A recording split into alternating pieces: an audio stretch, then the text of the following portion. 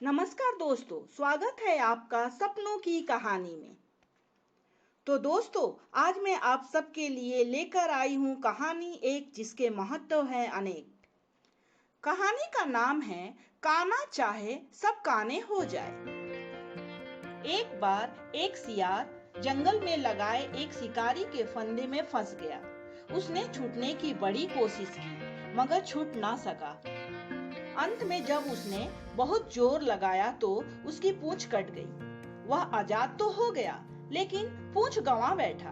अब तो वह बड़ी दुखी हुआ। पूंछ बिना भी भला कोई इज्जत है। वह सोचने लगा कि बिरादरी वाले क्या सोचेंगे, सब उसे पूंछ कटा कहकर पुकारेंगे। अब क्या करूं? सोचते सोचते उसके दिमाग में एक तरकीब आ गई। वह जंगल में पहुंचा और हुआ हुआ आवाज निकालकर अपनी पूरी बिरादरी को इकट्ठा कर लिया। अब सभी आ गए तो किसी मजबेबाज की तरह वह बोला, भाइयों, अब तुम मेरा नया रूप देखो।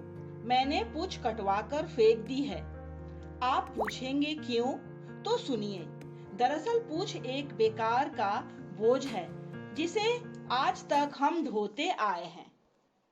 नए जमाने की हवा ने हमें समझा दिया कि पूंछ एक बेकार की चीज है।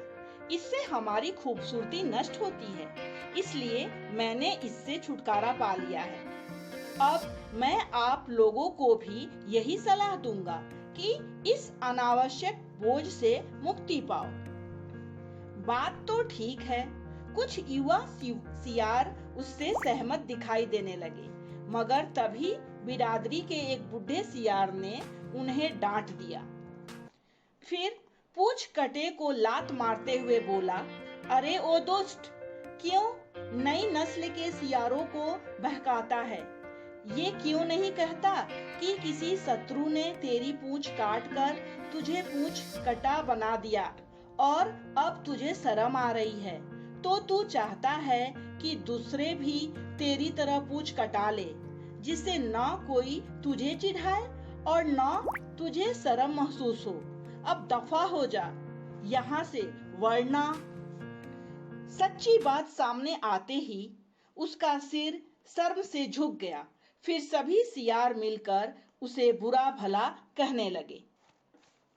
तो दोस्तों, इस कहानी से हमें यह सीख मिलती है कि मूर्ख व्यक्ति हमेशा यही चाहता है कि उसके साथ साथ सभी मूर्ख रहे, लेकिन हमें उसके झूठे झांसे में नहीं आना चाहिए और साथ ही हमें अपनी विशेषताओं और खूबियों को बरकरार रखनी चाहिए। तो मैं मिलूंगी आपसे अगले वीडियो में एक नई कहानी के सीख के साथ। तब तक के लिए मुस्कुराते रहिए, कभी अपने लिए कभी अपनों के लिए। साथ ही सुनते रहिए सपनों की कहानी। धन्यवाद।